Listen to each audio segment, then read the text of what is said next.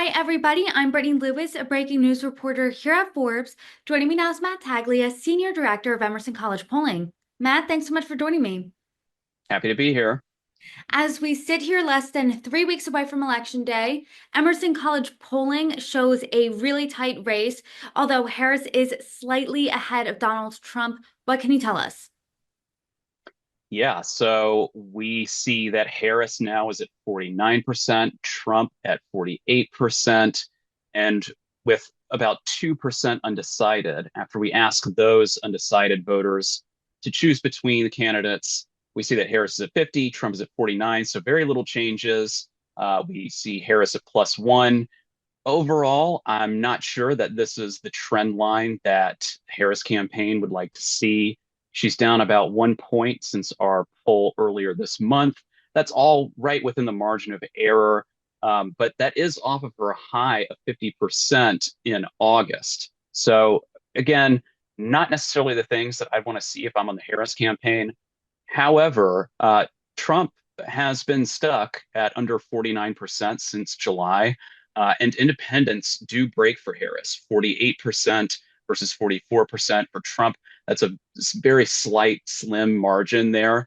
But nevertheless, those are some voters that Harris is currently winning, at least nationally. So the bottom line, it's even closer than it was earlier this month. And, despite Trump's slight gain, I think there is some positive data for Harris in the underlying data. It does look like that the momentum that Harris was feeling over the summer has stalled out a bit as we get closer and closer to Election Day. And as you noted, in October, in early October, when this poll was taken as well, Trump was down 2 points. Now he's down 1 point at the end of October. What happened? Who is now breaking for Trump? Why is he seeing that small lead? Or not lead, but the small gain? Yeah, it's hard to say since it is all just so marginal. But when we take a look at some of the underlying data like gender, we see that Trump is overwhelmingly winning men, about 55%, 45%. The same is true for women and Harris. She's winning them, but by a slightly lower margin than Biden in 2020. And Trump has improved his margin among men since 2020. We also see some very marginal gains for Trump among African American voters, Hispanic voters. Again, marginal, but these are enough to push him up just a little bit. I don't necessarily expect that that will be the final number or that the exit polls will necessarily reflect these numbers on election day. But for now, we're seeing a little bit of defection among those African American voters, Hispanic voters to third party or just undecided. Again, those will probably not hold, and we'll expect to see them making a decision one way or the other closer to election day. And this election is really going to come down to every vote. Every vote matters, especially if you're in one of those seven battleground states. And your poll found when people made up their minds, whether it be over a month ago to this week. So, what can you dive into those numbers a little bit for us? Yeah, so we found that about 80% of folks say that they made up their mind over a month ago. And when we look at those folks, about 52% of them say that they intend to vote for Donald Trump or that they've already voted for him in the states with early voting. Uh, 15% say that they have made up their minds either within the past week or within the past month. Now, looking at that, it gets really interesting because about 65% of those who say they made up their mind in the past week and 57% of those who made up their mind in the past month say that they plan to back Harris. So, I talked about that positive underlying data for Harris. I think these are positive numbers for her to see a little bit what that late breaking vote, where that might go. And according to this, they are breaking for Harris. If we sort of extrapolate from that, there's a small undecided factor here, but when we aggregate that, expand it out across the country and in the swing states, those can be real numbers, especially when margins are this close. So that could make a difference. So again, these are some of the positive trends for Harris. Overall, it's not great news for her, but that is a positive. Yeah, definitely a silver lining for her campaign there. I want to talk about some approval ratings that you found. You found both for Trump, Harris, and President Biden. So let's start with President Biden. You found that his approval rating is at 42%. First, what does that look like compared to other presidents this late in his first term, this close to election day? And is that good or bad news for Vice President Harris? Yeah, it is hard to extrapolate exactly what that's going to mean for Vice President Harris. I wouldn't say that it's going to help her, that's for sure. Uh, but the extent to which Biden's number can fall below, say, 45%, that's danger zone for sure. We see her with this very narrow lead. I do think that that really low approval number, you talked about previous presidents. And I can't say that many presidents have won with a number hovering around 40% approval. That's a tough, that's an uphill battle. So, I don't think that this helps Vice President Harris. I think, when you combine that with the administration's response to the hurricane, which was not necessarily seen as a poor response, but the fact that she is tied to the Biden administration, especially with something that was so heavily focused on in the media, just by virtue of being close to Biden, that's going to be a little bit difficult for Harris. And we do see her now trying to differentiate herself from Biden, going on interviews saying that she has her own policies. She's not going to be Biden 2.0. And so I think that that's probably the right tack to take here. Since Donald Trump came into the world of politics back in 2015, he's been a very polarizing figure. When it comes to his approval rating, does that show that? And perhaps since Harris jumped into the race this summer, one of her biggest hurdles was people don't really know who she is. Do people approve of her according to this poll? Yeah, the favorables here are kind of interesting. You know, we look at Trump, and he is at about 49% total favorable. His very unfavorable is a little higher than Harris's by about 4 points, but overall, there's not much to speak of as far as intensity there. But we see that Harris is at 53% favorable.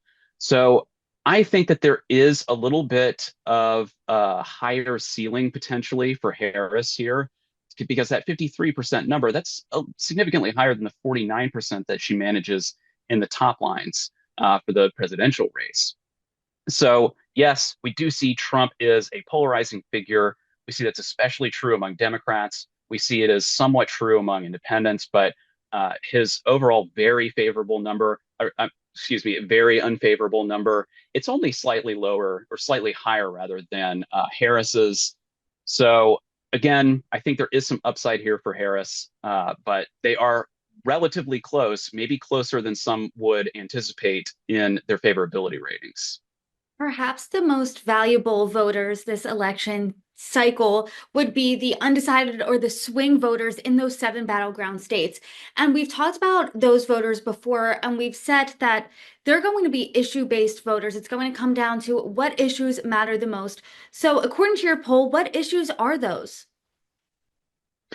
And it's hard to talk about undecided voters at this point. There are just so few of them, at least in the national scope, that it's hard to really focus in on them. However, we've seen throughout the election cycle that the economy is, of course, the top issue to undecided voters, independents, and really everyone across the board.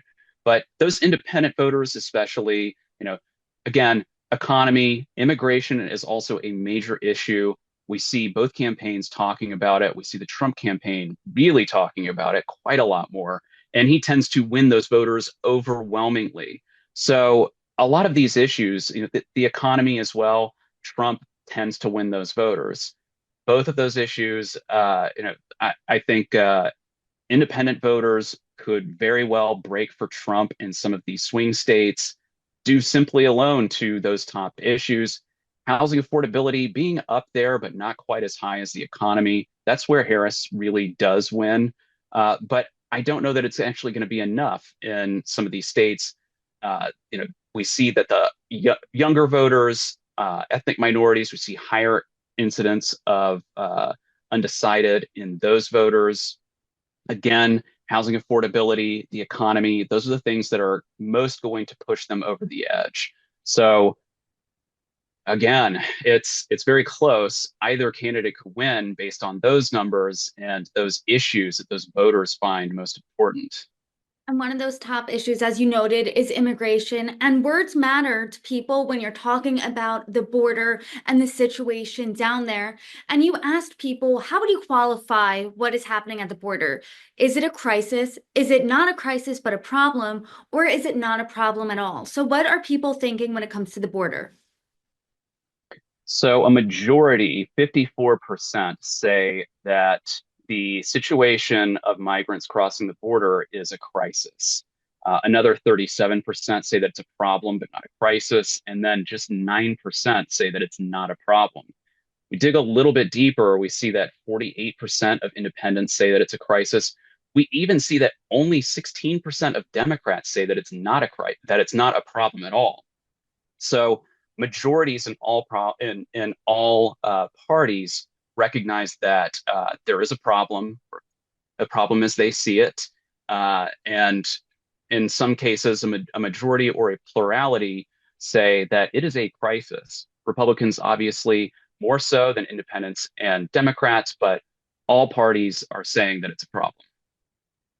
Based on your numbers, this suggests that this is a razor thin race, super tight, even tighter than it was 2 weeks ago.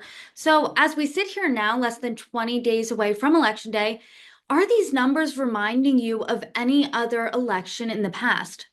So, looking back at past elections, this doesn't look that similar to, say, 2020, where President Biden held a lead over former President Trump throughout most of the election cycle. I know our Emerson polls, we showed that it was a narrower lead than a lot of other polling, but nevertheless, Biden was leading throughout that election.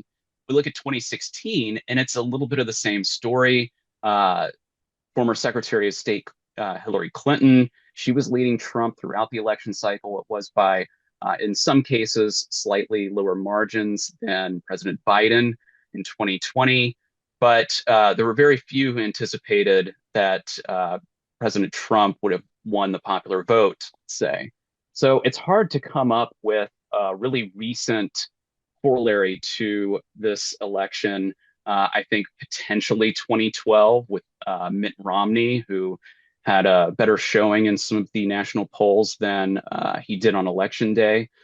But I don't think the public polls have shown an election just this close in recent memory. No, I mean, we're separated by 1 point here, and we just have a couple weeks to go.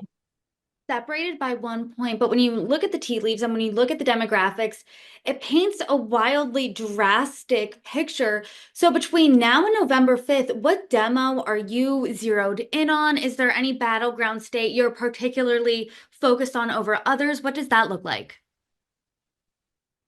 Yeah, I think the battleground states that are most up for grabs right now, Pennsylvania, obviously, Michigan, Wisconsin, I think those are the first three that folks are going to be looking at on election night. The so-called blue wall that's been there in the past. But then I think the next tier down will be North Carolina and Georgia.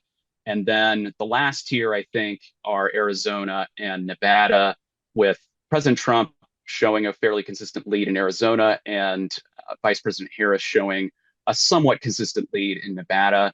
But the remainder are true battleground states. And as far as demographics, we're going to be really looking at the granular on election night. But heading into the election and in our final round of swing state polling, we're going to be looking at what these ethnic minorities, how they're breaking, especially in states like Georgia and North Carolina. I think we'll be looking at the gender split as well. That's been pretty consistent throughout the election cycle. If we see some movement there, then that could be pretty telling. And then, of course, independent voters. We'll always be looking at independent voters, as we've discussed many times on here, whether they're shifting, which candidate is leading among these voters, and what we expect that to look like on election night in terms of turnout. Well, Matt, certainly a lot to look out for between now and November 5th, as we always say, but time is ticking. So I'm sure we will have plenty of conversations though between now and election day. Thank you so much for joining me. Thank you, Brittany.